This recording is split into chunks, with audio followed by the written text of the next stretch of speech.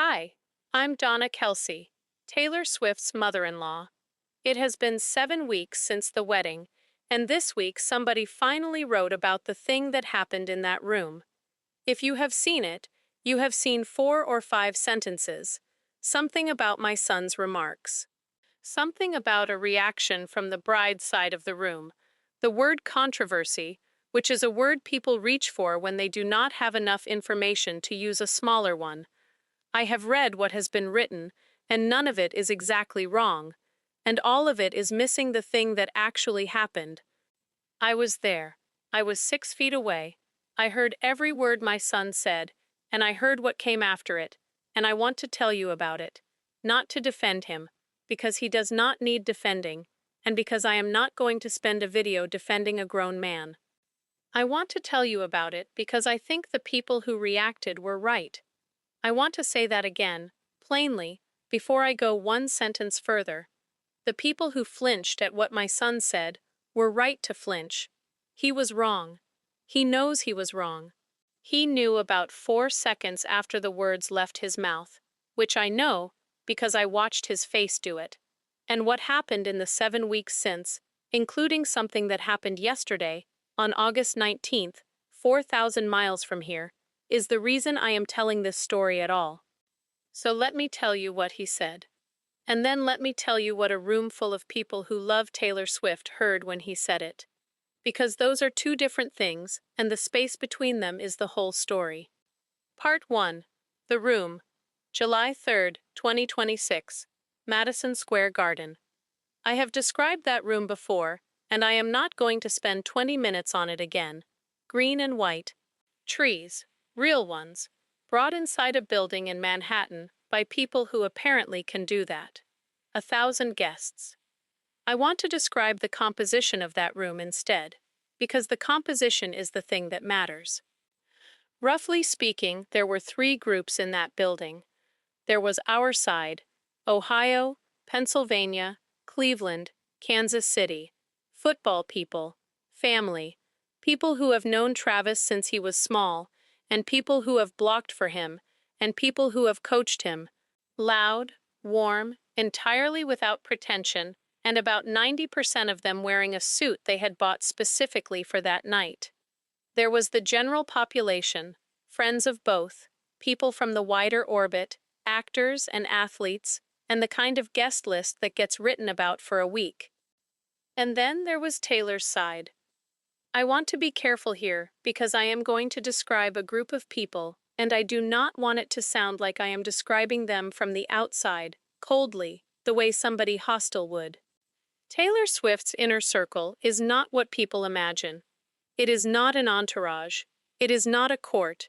It is a small group of women and a handful of men, many of whom have been with her for 10, 15, in a few cases 20 years. Some of them are famous. Most of them are not. There are people in that group who have been doing the same job for her since she was 19 years old.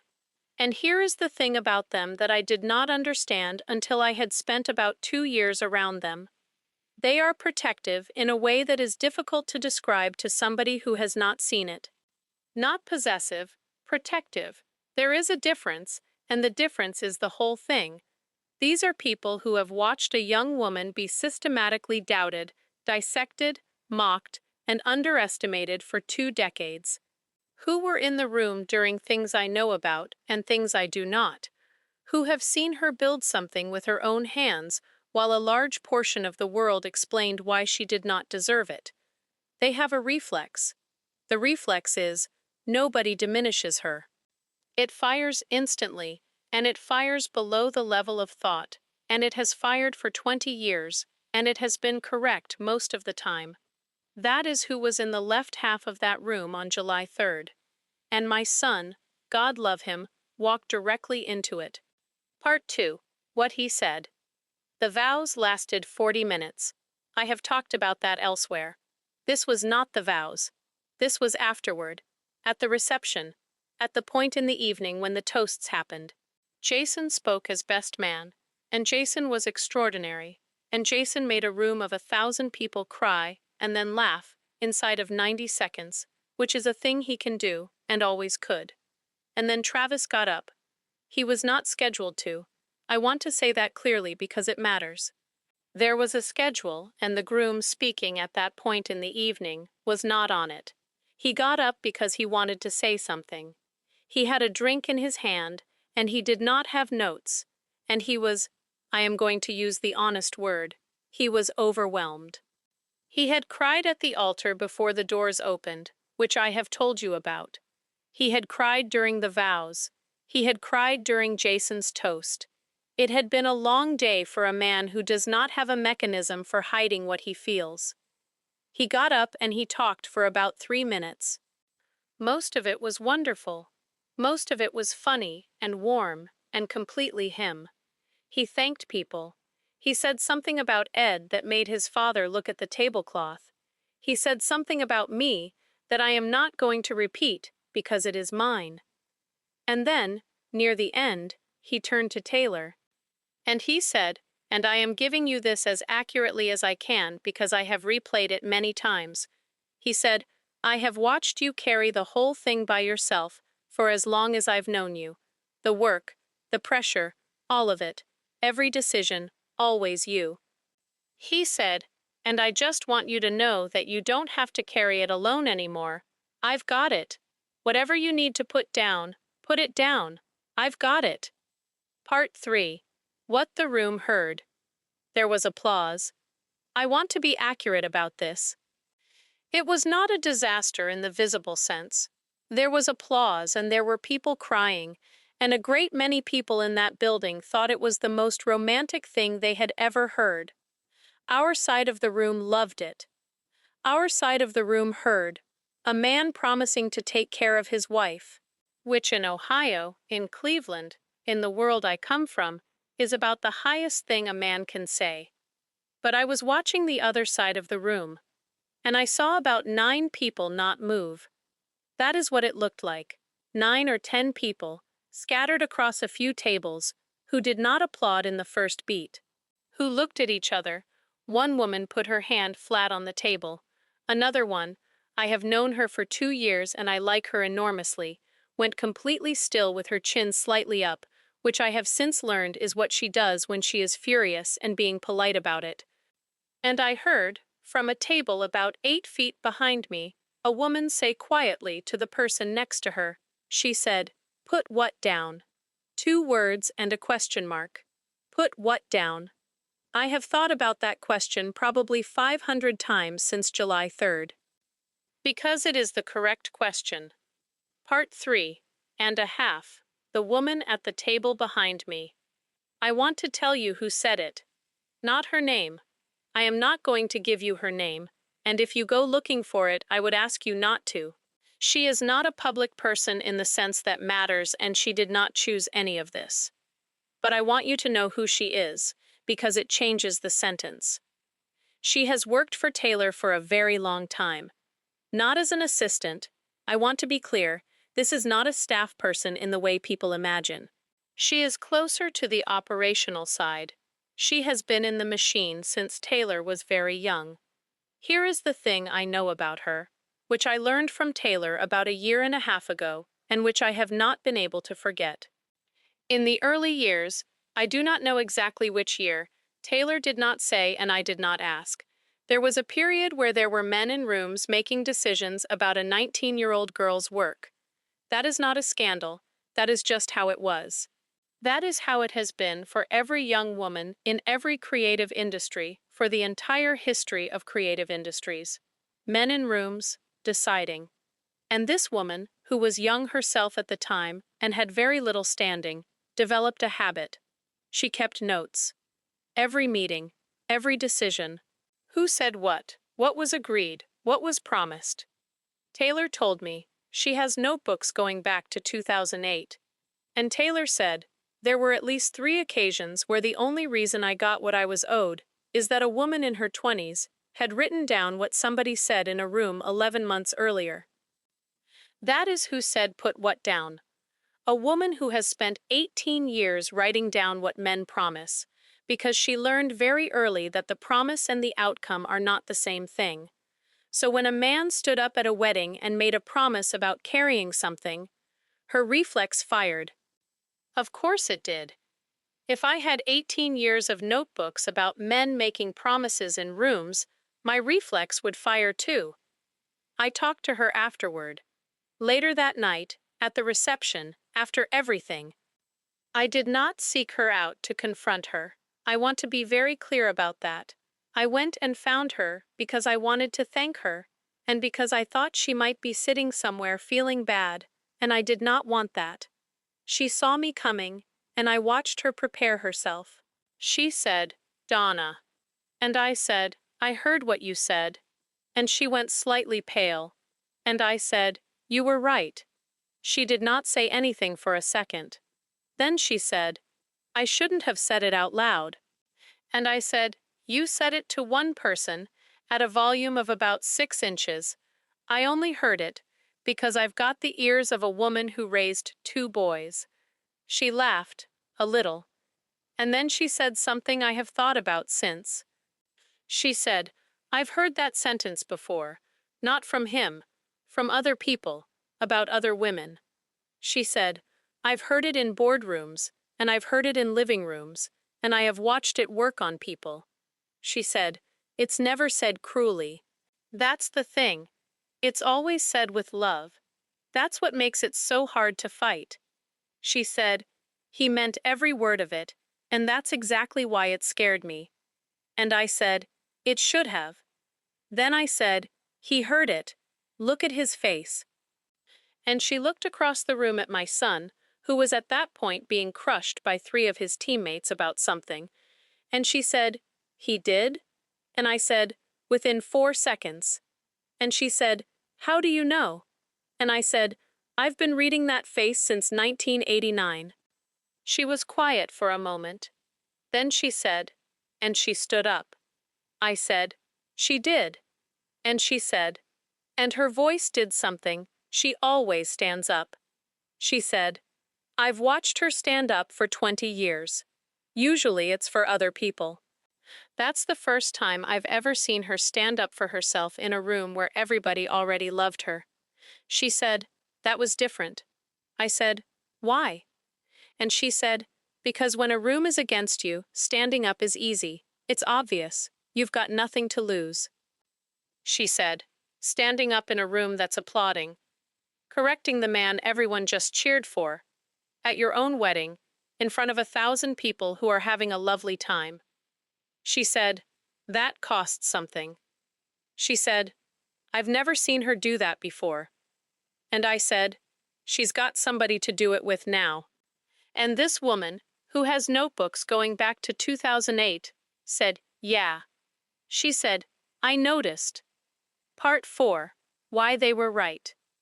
I want to explain what they heard, because it took me about a week to fully understand it, and I am not proud of how long that took. My son said, "You don't have to carry it alone anymore." What he meant was, "I am here.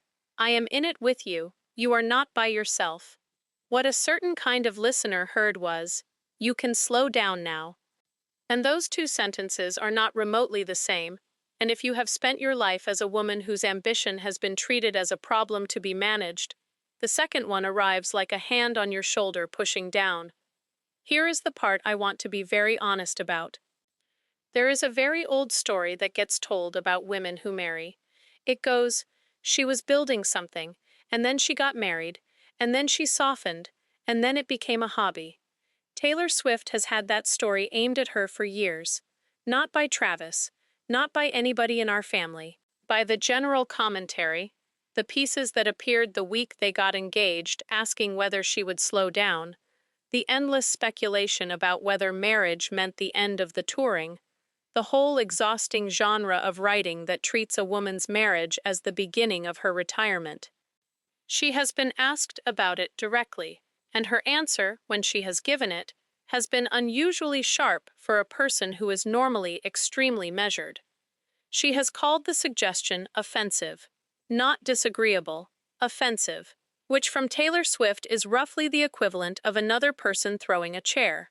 So, on July 3, 2026, in a room in Madison Square Garden, at her own wedding, in front of 1,000 people, her brand new husband stood up and said the thing that sounded to about 9 people who love her more than they love almost anything, like the opening line of exactly that story. They were not being unfair to him. They were doing the job they have been doing for 20 years. The reflex fired. Part 5. What Travis's face did here is the part that I have not told anybody until now. He knew.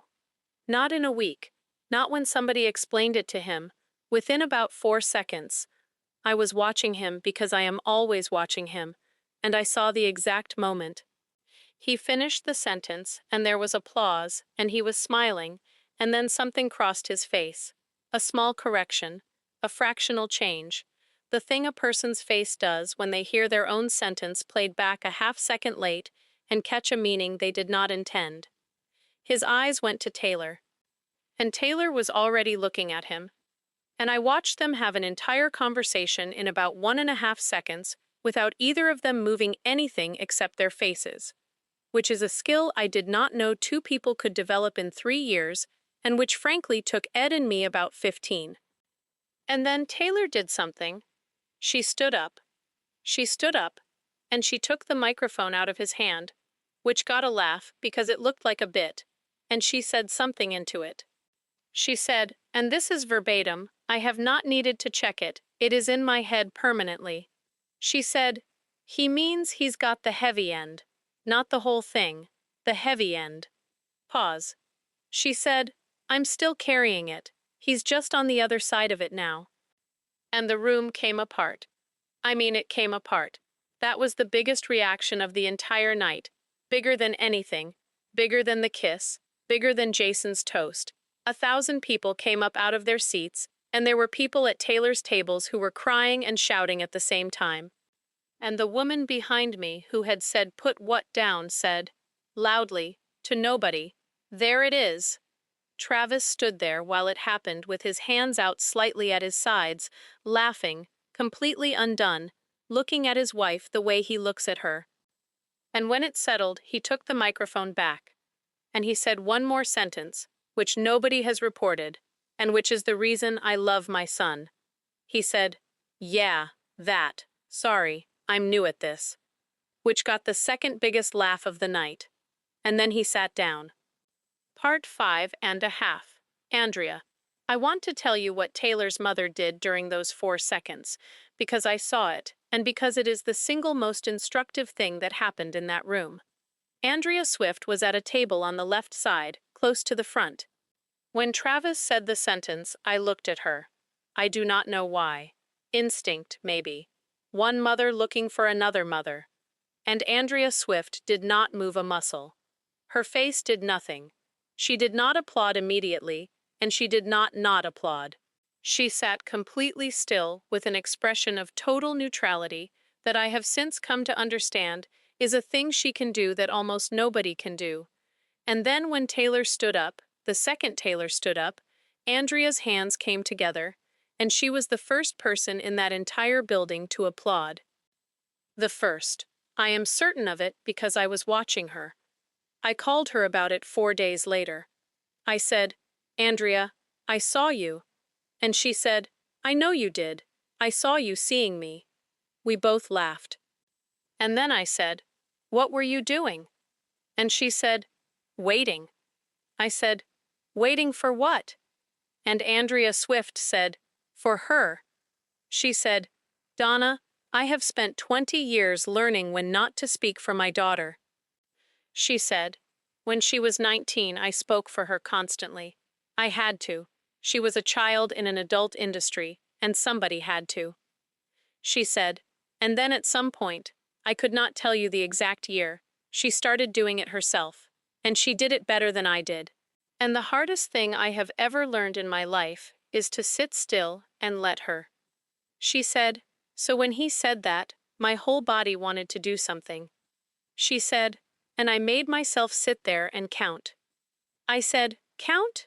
And she said, I count to 5. That is my rule. Whatever it is, I count to 5 before I do anything, because in 20 years, there has not been one single time where she has not handled it herself inside 5 seconds. She said, She took 4. She said, she has never once needed all 5. I have thought about that constantly since. Count to 5. That is the entire discipline of loving an adult child. That is the whole thing, compressed into 3 words by a woman from Pennsylvania who worked it out over 2 decades. I have started doing it. I want to be honest, I am not good at it yet. I am 73 years old, and I have been intervening on behalf of my sons since 1987, and it is a deep groove. But I have started counting.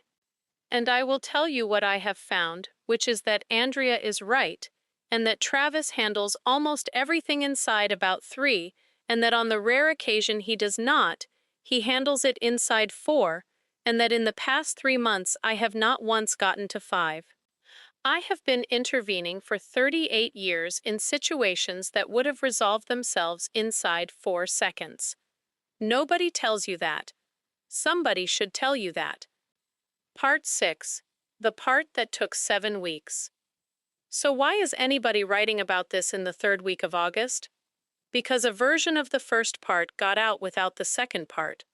That is all that happened.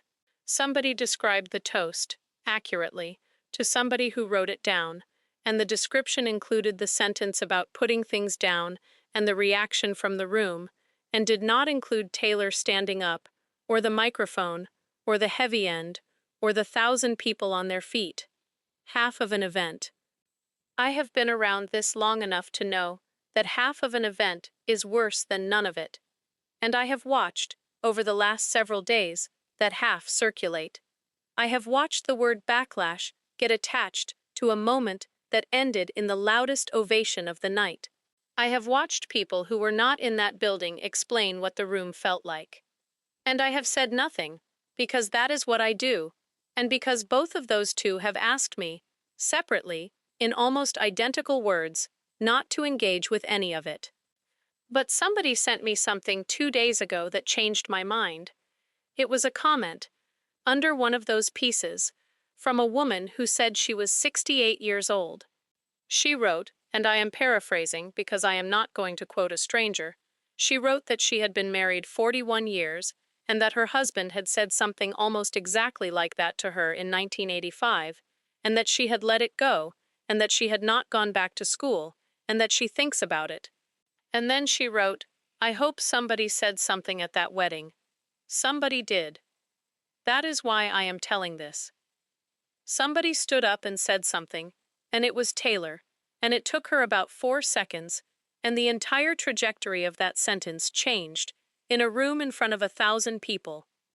I want that woman in the comments to know that. I want everybody who read half of an event to know that. Part 7. What I actually think as a mother-in-law. I want to say something here that I have been building toward for the whole first half of this, and I want to say it carefully. I am not angry at those 9 people. I want to be extremely clear because I know exactly how this kind of story usually gets told. Usually the mother-in-law is the one defending her son against the wife's circle. Usually there is a side. I am not doing that, and I am not going to. Those 9 people did the correct thing. They heard a sentence aimed at a woman they have protected for 20 years, and it landed wrong, and they did not applaud. That is loyalty. That is exactly what I would want around her. I will tell you something. When Travis was 25 years old, a man in a professional setting said something diminishing about him in a room I was in, and I did not applaud either, and I have never once regretted it, and I would do it again tomorrow. The reflex those 9 people have is the same reflex I have. The only difference is which person we pointed at. And here is what I have decided. At 73 years old, 7 weeks into being this woman's mother-in-law, the correct thing for me to do is to point mine at both of them. That is the whole job. That is the entire job description of a mother-in-law, and it took me 2 years and a great deal of being wrong to work it out. I do not have a side. I gave up my side. When my son says something clumsy at his own wedding, I do not defend it. I say, yes, that landed wrong, and here is why, and I am glad somebody told him. And when the world takes half of that moment and turns it into a story about a marriage in trouble, I stand up and say the other half. Both. Always both. That is the job. Part 7.5. Barbara. I mentioned a woman I have known since 1974. I want to tell you about her properly, with her permission, which I asked for on Monday. Her name is Barbara. She lives about 20 minutes from me. We met when we were both young married women in Ohio, with small children, and nothing else in common, which at that stage of life is more than enough. Barbara was a nurse. She was very good at it. She had done 2 years of training, and she was working nights at a hospital in Cleveland, and she was, by every account including her own, extremely good at her job. In 1981, she was offered something, a program. It would have meant more training, more nights, and about 18 months of a very hard schedule, and at the end of it, she would have been qualified for something considerably better. Her husband, and I want to be careful here, because he was a genuinely good man, and he died in 2009, and I liked him very much. Her husband said to her, he said, "You don't have to do that. I've got us. You don't have to carry that." And Barbara said, "Okay." She has told me this story maybe 4 times in 50 years. She does not tell it often. She has never once said a word against him, and she never will. But about 6 years ago, at my kitchen table, she said something that I did not know what to do with at the time. She said, "I wasn't tired, Donna." She said, "That's the part. I wasn't tired. I wanted to do it. And he thought he was giving me a gift." She said, and I said okay, because I loved him, and because it seemed ungrateful to say no to a man offering to take care of you. She said, and then it was 1990, and then it was 2000, and then he was gone and I was 61. I called Barbara on Monday. I said, "I want to tell a story about you on the internet." And she said, "Donna, what on earth?" I explained. About the wedding, about the sentence, about the 9 people who did not applaud, about what Taylor said. And Barbara was quiet for a long time. And then she said, "What?" And I said, she said, "He means he's got the heavy end." Not the whole thing, the heavy end. I'm still carrying it, he's just on the other side of it now. And Barbara said, "Oh." And then Barbara, who is 74 years old, who buried a good man in 2009, who has never once said a bitter word about any of it, Barbara started crying on the telephone. She said, "That's all it needed." She said, "Donna, that's all it ever needed. Somebody just had to say the other half." She said, "Nobody said the other half in 1981. Not him, not me, not anybody in the room." She said, "It took 45 years for somebody to say the other half." I said, "Can I tell it?" And she said, "Tell everybody." She said, "Tell every woman who is 65 years old and listening to this that somebody finally said the other half out loud at a wedding at Madison Square Garden in July of 2026. She said, "They'll know what I mean." I want to say something to my son here, and he will hear this eventually because he listens to these. Travis, this is why they didn't applaud. Not because of you. Because of 1981. Because of every version of that sentence that has been said with total love in every kitchen in America for 100 years, and worked, and cost somebody something. You did not know you were saying a sentence with a history. Now you do. And you handled it correctly, in 4 seconds, in public, and then you said I'm new at this, which is the only right answer. But that is why. That is the whole reason 9 people went still. They were not hearing you. They were hearing 1981. Part 7.75. What Taylor said about the 4 seconds. I finally asked her about it 3 weeks ago. Not at the wedding, not in July. I waited until the end of the first week of August, when things had settled, and she was in London, and we were on the phone about something else. I said, "Can I ask you about the toast?" And she said, "Which part?" And I said, The part where you took the microphone. There was a pause, and she said, I wondered if you were going to ask. I said, I've been waiting 7 weeks. And she laughed and said, That's very restrained of you. Then she told me. She said, I knew what he meant. Immediately. Before he finished the sentence, I knew exactly what he meant. Because I have been living with that man for 3 years and I know the inside of his head. She said, So it wasn't about me being hurt. I wasn't hurt. Not for 1 second. I said, Then why did you stand up? And she said, Because of the room. She said, I could feel it. I couldn't see it. I was looking at him, but I could feel about 40 people on my left side go slightly wrong. She said, and I did the math very fast. She said, if I let it go, then tomorrow, or next week, or in a month, somebody is going to describe that moment to somebody else, and it's going to become a thing, and it's going to become a thing about him, and about what kind of man he is, and about what he expects from me. She said, and none of that would be true, and it would follow him around, and he would never be able to correct it, because you cannot correct a thing like that afterward. She said, you can only correct it in the room, at the moment, in front of the same people who heard it.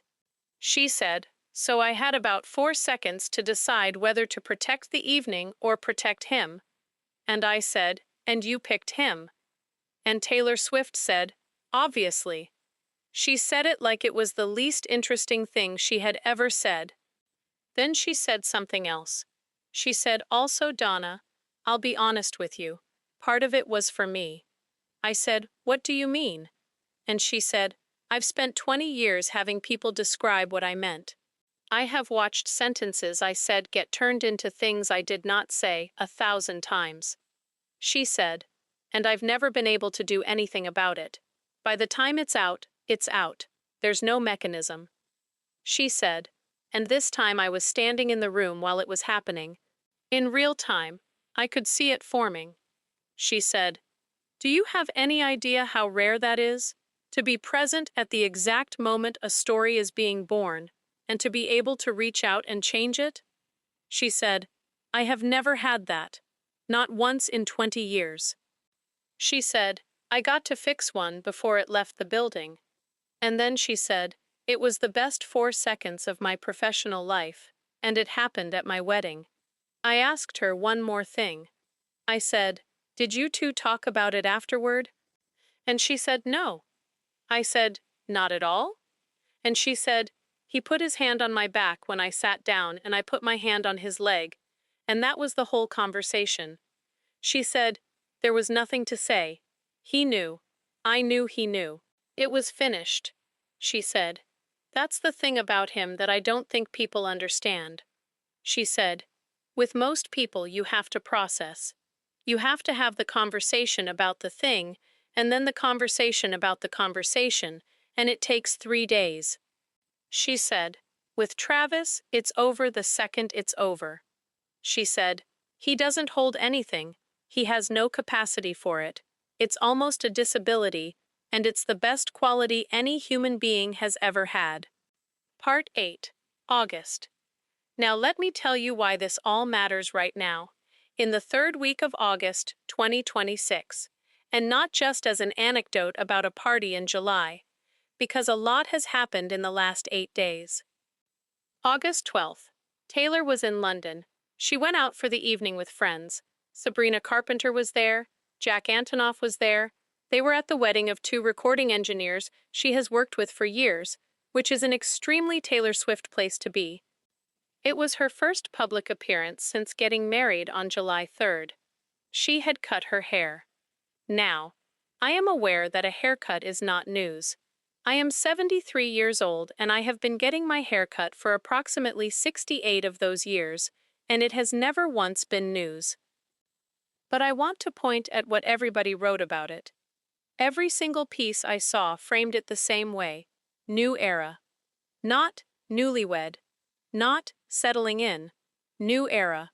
Which in the language of that world means she is working. She is making something. There is a record coming.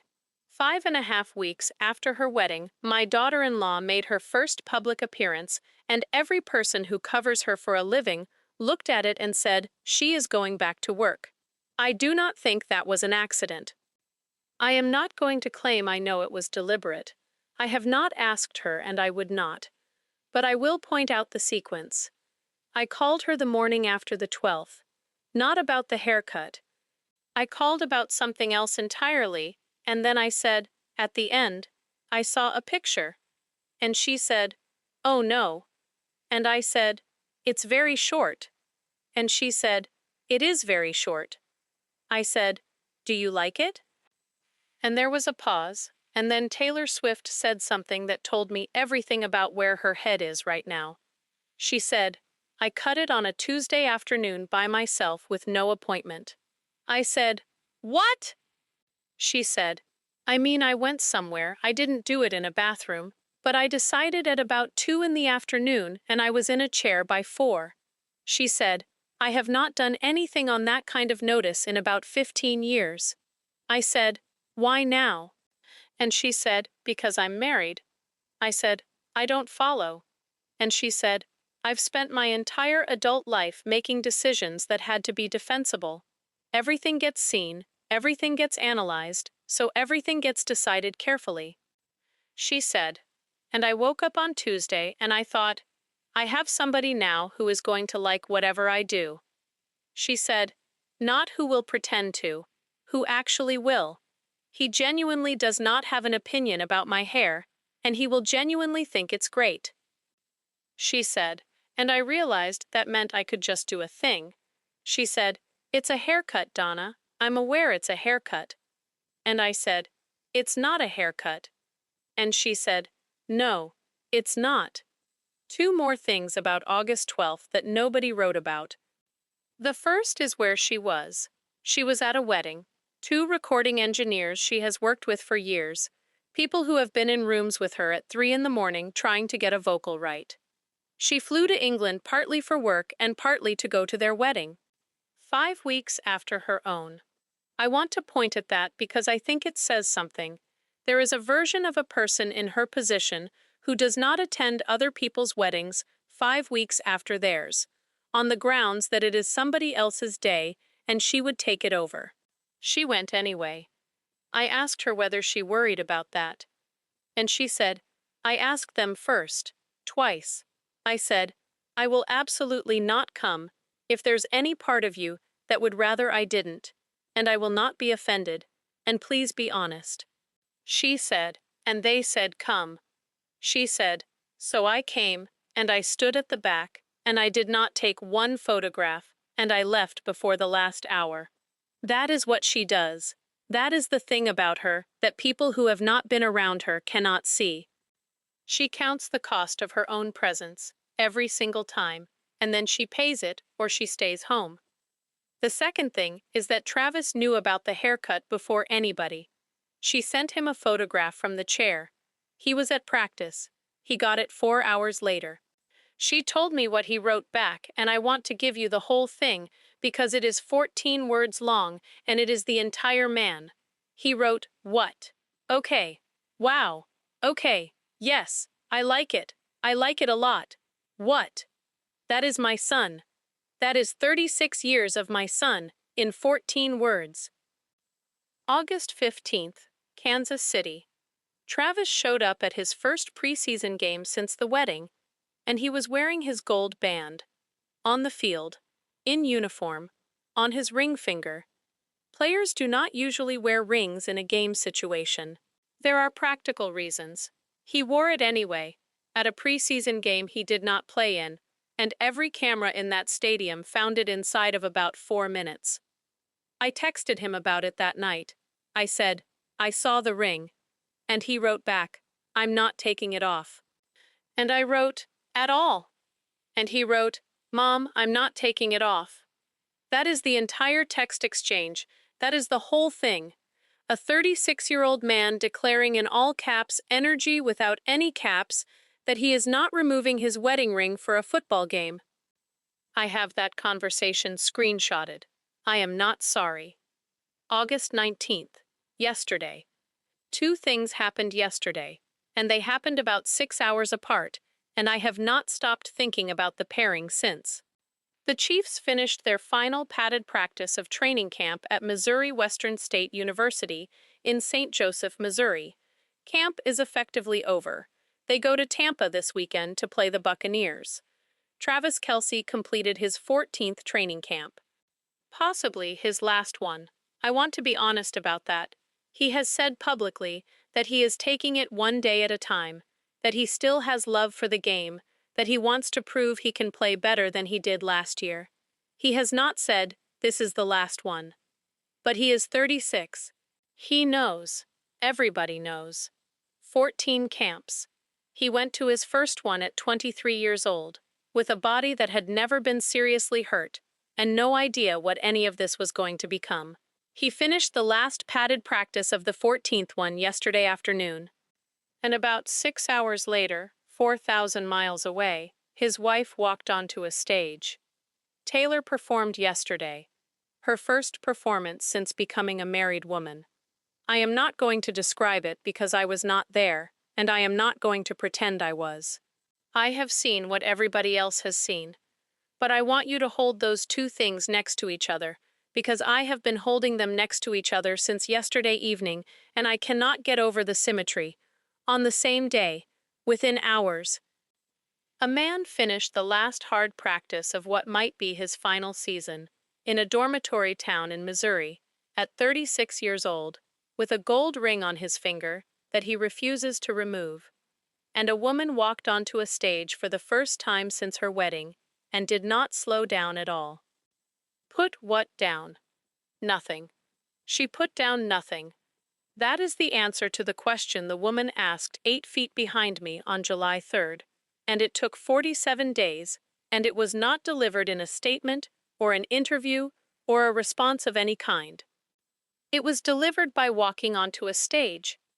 Part 8.5, How he watched it.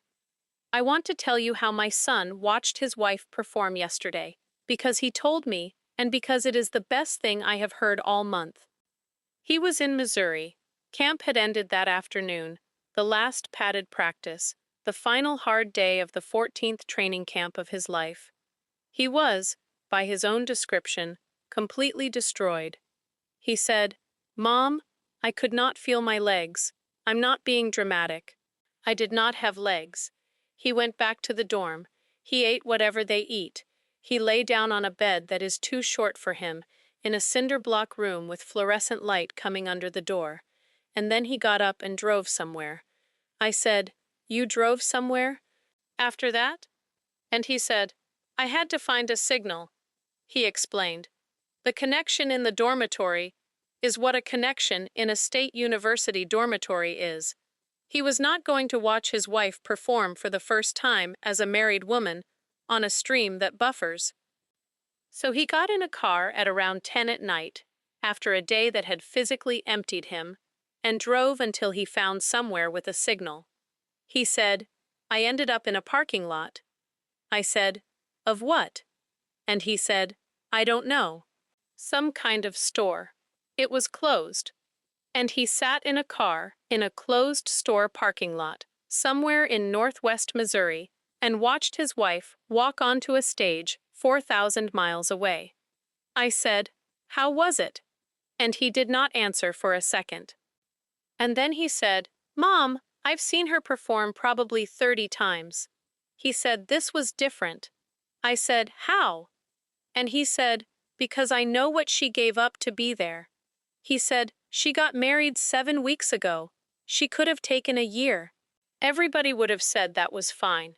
Every single person in her life would have said, "Take a year, you've earned it, go be married." He said, and she went back. He said, "And I know exactly what it costs, because I just spent 5 weeks doing the same thing in a dorm." He said, we both went back.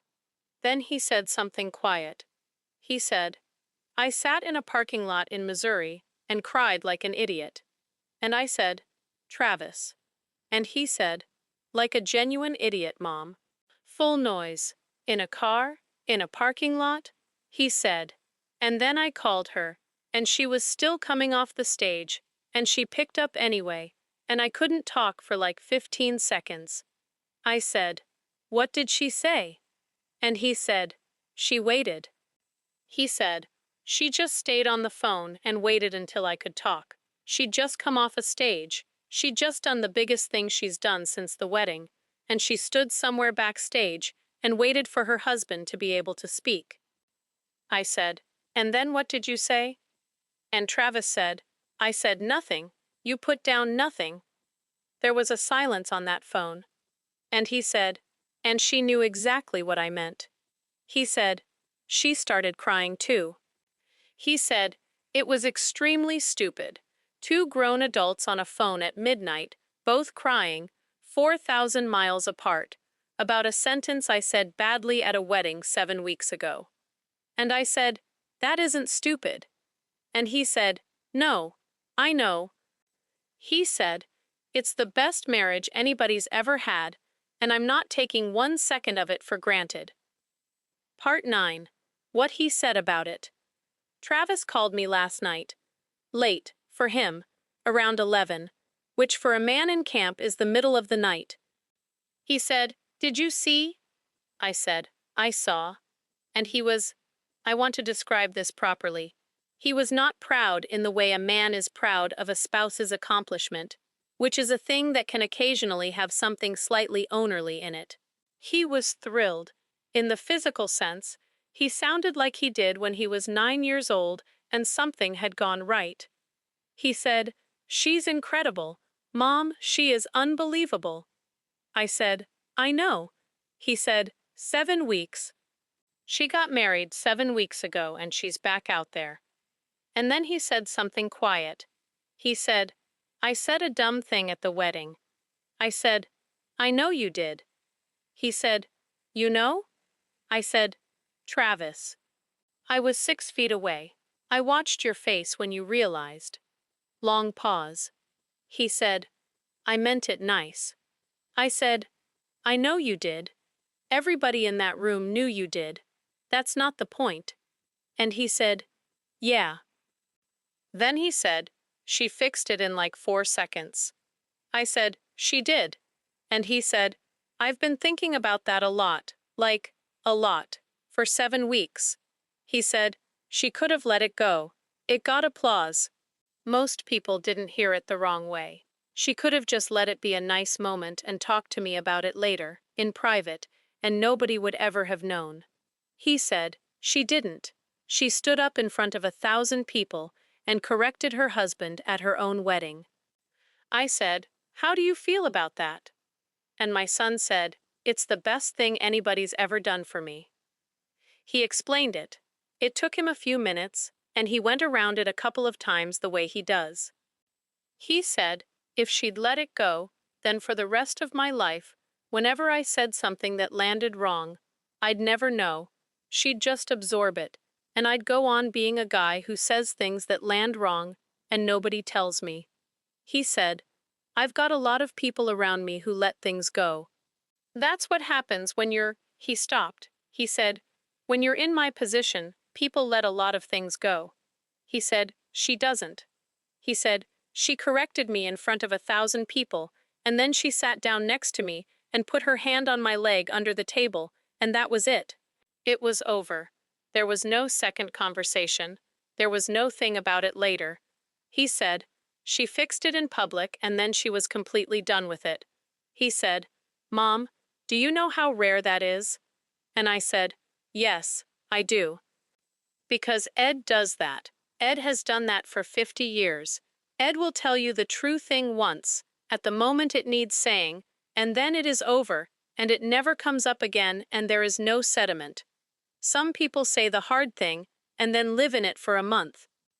The people worth being married to say it once, and then it is done. Part 9.5.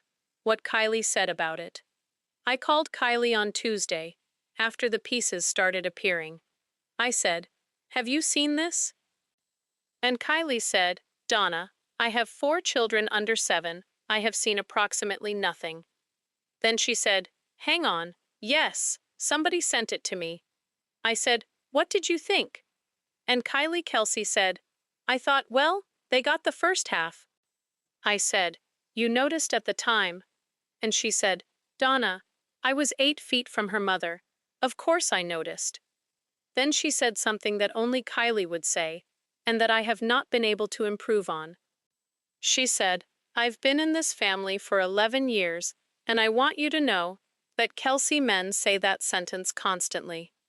I said, what? She said, they say it constantly. It's practically the family motto. I've got it. Put it down. Don't worry about it. I'll handle it, she said. Jason said a version of it to me in 2016 about my career, and I said, absolutely not, and we had a fight about it that lasted a weekend. I said, I didn't know that. And she said, no, you wouldn't. It was 2016 and it was ours. Then she said, and here's the thing, Donna, he was being lovely. He genuinely thought he was being lovely. He had no idea.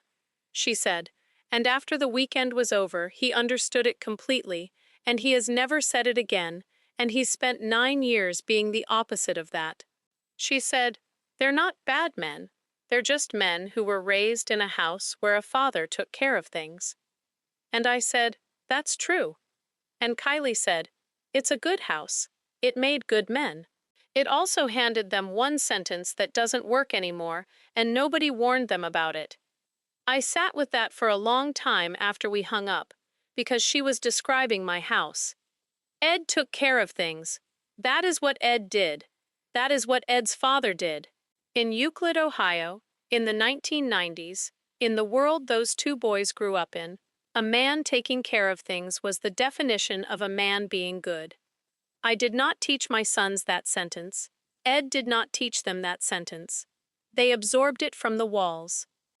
And they both said it to the women they married, and both of those women said the same thing back, 9 years apart, in completely different ways. Kylie said it in a fight that lasted a weekend in 2016.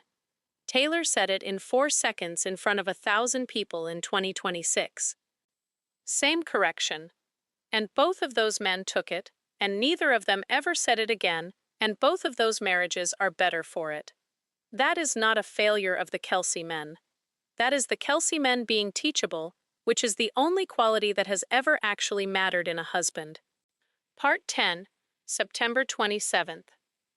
There is one more thing coming, and I want to talk about it, because it is going to be a story in about 5 weeks, and I would rather get ahead of it. September 27th. The MTV Video Music Awards are that night in Los Angeles at 7:30 Eastern. Taylor is nominated. She is, as usual, one of the most nominated people there. That same day, at 1 o'clock Eastern, the Kansas City Chiefs play the Miami Dolphins at Hard Rock Stadium in Florida. Away game, different coast, 3,000 miles apart with a red carpet in between. You can do the arithmetic as well as I can. Even with a plane, that is not a comfortable day. That is a day where somebody has to choose. And I know what people are going to write. People are going to write about what her choice means. If she goes to the game, somebody will write about her sacrificing her career. If she goes to the awards, somebody will write about the state of the marriage. Whatever she does, somebody will explain what it reveals. So I want to say 2 things now, in the 3rd week of August, before any of it happens. The first is that she has not attended a road game since 2024. That is a fact. It is not a new development or a sign of anything. It has been true for 2 seasons. The second is that these 2 people have a rule about this. I have described their rules elsewhere: the daily call, the good night, the 10 days. There is another one that is less formal but that I have watched them operate by for 3 years, and it goes something like this. Neither of us moves our work for the other one's work. We move our work for each other. I asked Taylor about it once. She explained it better than I am about to. She said, if I move a session because Travis has a game, that's not love. That's just me deciding his job is more important than mine, and one of those decisions is fine, and 40 of them is a marriage where somebody disappeared. She said, But if I move a session because he's having a hard week and needs me in the room, that's different. That's the actual thing. She said, the test is whether you're moving for the work or for the person. So on September 27th, one of them will be at a stadium in Miami, and one of them will be at a theater in Los Angeles, and they will almost certainly not be in the same building, and they will talk that night at whatever hour makes it possible. And that will not mean anything about their marriage.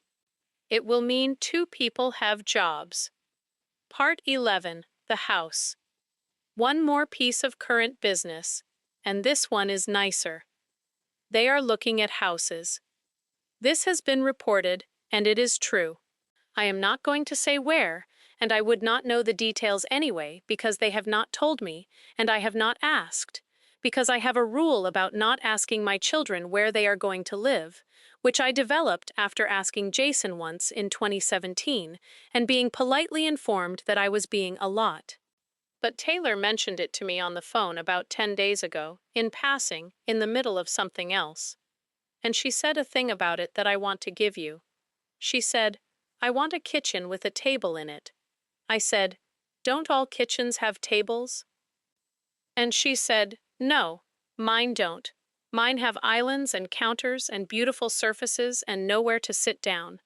She said, I want a kitchen where somebody can sit at a table at 11:30 at night, with the overhead light off and just the light over the stove on. I did not say anything for a second. Because that is my kitchen. That is my kitchen in Cleveland, Ohio, and that is exactly how I described sitting in it to her in May, and she was listening more carefully than I knew. I said, Taylor. And she said, I know. And I said, you don't have to build my kitchen. And she said, I'm not building your kitchen. I'm building one like it. She said, I want somewhere where somebody can ask a real question. Part 12. What I would say to both sides of that room. I want to close by saying something to two groups of people, and I want to say it in a way that is fair to both. To the people on Taylor's side of that room on July 3rd who did not applaud. You were right. I want you to know that I know you were right. I want you to know that her mother-in-law heard exactly what you heard and took about a week longer to understand it than you did. Keep doing it. Do not soften now that she is married. Do not assume that because she is in our family, the reflex is no longer needed. Marriage is precisely when that reflex is needed most, because marriage is exactly where women get quietly talked out of things by people who love them. I am asking you, as the mother of the man she married, keep watching him. If he says something like that again, do not applaud. To the people on our side of the room who loved it and did not understand what happened afterward, he meant it beautifully, and he was still wrong, and both of those things are true at once, and being able to hold both at once is most of what adulthood is. Where I come from, a man saying I will carry it for you is the highest thing he can say. But there is a difference between carrying something for somebody and carrying it with them. The first one sounds like generosity and can, over 30 years, become something else. I have watched it happen to women I know. Nobody meant any harm. Everybody was kind. And there is a woman I have known since 1974 who did not go back to work in 1981 because a man who adored her told her she did not have to. She is 72 now. She thinks about it. So, not for, with. That is the entire lesson of that room, and my son learned it inside 4 seconds, in public, at his own wedding, from his wife. And then he took the microphone back and said, I'm new at this. Which is, honestly, the correct answer. I'm Donna Kelce, Taylor Swift's mother-in-law. Yesterday, my son finished the last hard practice of what may be his final season, and his wife walked onto a stage on the other side of the world, and they are both exactly where they should be. Nobody put anything down. Thank you for sitting with me today.